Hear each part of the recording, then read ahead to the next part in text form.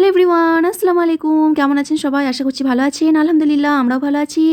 রমজান মুবারক সবাইকে। আর আজকে রাতে ডিনারে এই তো মাছ রান্না হচ্ছে। আজকে ভাবছেন তো যে আমি আগুন না জ্বালিয়ে এটা কি করছি? আরে না, আমি দেখাচ্ছি, ভিডিওটা দেখতে থাকুন। প্রথমে কিন্তু আমি একটা কড়াইয়ের মধ্যে মাছ নিয়ে নিয়েছি, তারপরে দিয়ে দিয়েছি লবণ পরিমাণ মতো। আর এই পেস্টটা হচ্ছে অল্প সরষে 1 চামচ আর পেঁয়াজ পেস্ট দিয়েছি। একটা বড় সাইজের টমেটো দিয়েছি, টমেটো কিন্তু দিতেই হবে এই মাছ রান্নাটাতে। আর এই তো 2টো কাঁচা লঙ্কা দিয়ে দিচ্ছি চিড়ি করে। আর এই তো ধনেপাতা রেখে দিয়েছি, ধনিয়া পাতাটা কিন্তু সবার লাস্টে দিব।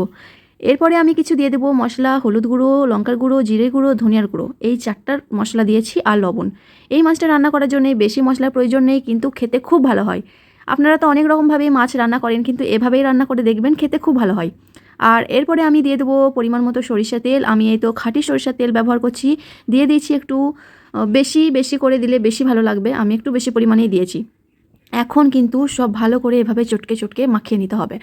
এখনও কিন্তু আমি আগুন জ্বালাইনি, মানে গ্যাসের স্টোভে রাখিনি, দাঁড়ান রাখবো একটু পরে। এভাবে কিন্তু মাখিয়ে নিতে হবে, ভালো করে মাখাতে হবে হাতে করে। তারপরে আমি চুলার মধ্যে চাপিয়ে দেব। কালারটা কি সুন্দর আসছে, তাই না? মনে হচ্ছে যে আমার তো রান্না হয়েই গেছে এখনই, কিন্তু এখন তো হয়নি কিছু রান্না।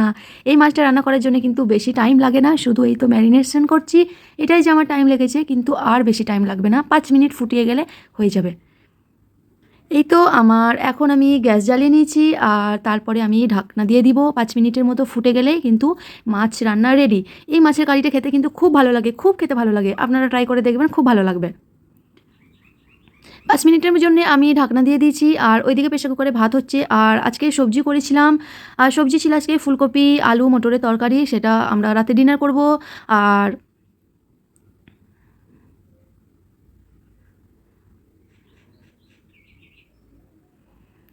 এই তো আমার কিন্তু মোটামুটি মাছটা 5 মিনিটের মতো ফুটে উঠেছে। এখন কিন্তু আমি ঢাকনা খুলে দেখব সিদ্ধ হয়েছে নাকি। একদম কিন্তু পুরোপুরি সিদ্ধ হয়ে গেছে। আর একবার ঢাকনা দিয়ে দেবো, আর 5 মিনিটের মতো, তাহলে টোটাল কত লাগলো? 10 মিনিটের মধ্যে কিন্তু এই মাছের কারি রেডি। খেতে খুব ভালো হয়েছিল। এভাবে কিন্তু আমি হালকা করে উল্টে দেবো, মানে উল্টানো কোনো দরকারই নেই, এই মাছটা এমনিতেই খেতে ভালো লাগবে। আর দেখছেন কত সুন্দর হয়েছে না, থিকনেস গ্রেভি। যাদের বেশি গ্রেভি পছন্দ তারা কিন্তু বেশি করে একটু পেঁয়াজ বাটা আরও 2টো টমেটো অ্যাড করে দিতে পারবেন। কিন্তু এই মাছের এই রান্নাটা আমার মনে হয় একটু ঝোল ঝোল থাকলে খেতে কিন্তু খুব ভালো লাগে। এই তো আরও 5 মিনিট ফুটানোর পর আমি কেটে রাখা ধনিয়া পাতাগুলো দিয়ে দেবো, তাহলেই কিন্তু রেডি। ধনিয়া পাতাটা না দিলে কিন্তু বেশ ভালো লাগবে না। আর আমার ছাদের গার্ডেনের অনেক ধনিয়া পাতা আছে, তাজা ধনিয়া পাতা নিয়ে এসেছি।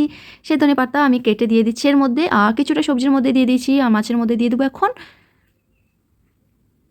আমি কিন্তু একদিন ইফতারি রেসিপি আইটেম শেয়ার করব, আর একদিন করব ডিনারের। আর এই ধনেপাতাটা দিয়ে আমি এভাবে একটু নাড়িয়ে নিচ্ছি। এখন কিন্তু আমি গ্যাসের ফ্লেম বন্ধ করে দিব। কেমন লাগলো আমার ভিডিও রেসিপি অবশ্যই কিন্তু কমেন্ট করে জানাবেন। ওকে, দেখা হচ্ছে পরের ভিডিওতে। আল্লাহ হাফিজ।